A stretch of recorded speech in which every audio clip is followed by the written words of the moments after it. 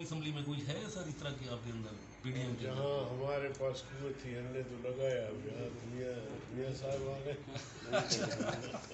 اچھا وہ تو مثلا قوت آزمائی کرے. ڈی جی ایس آئی کو نوٹیفیکیشن ہوا ہے سر، کیسے دیکھتے ہیں آپ کی تو بڑی یہ جو نیا نوٹیفیکیشن ہوا ہے جی تو یہ تو کرنا تھا لیکن اپنے اختیارات کا پتہ نہیں تھا، اس لیے تھوڑا سا غلط ہو گیا.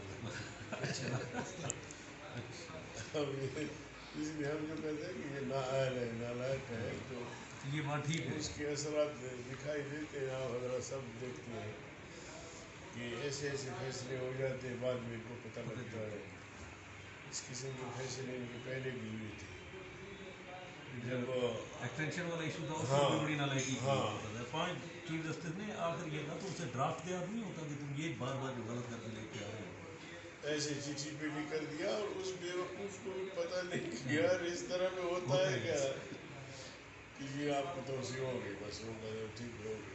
تو ارلی الیکشن دیکھ رہے ہیں سر ابھی اپنے ٹائم کے اوپر یہ تو دیکھیے یہ تو محتاج ہے یا منتظر ہے. اب جب تک ان کی پشت پناہی ہے جو ہے سب سے اس کو چھوڑو بند کر دو.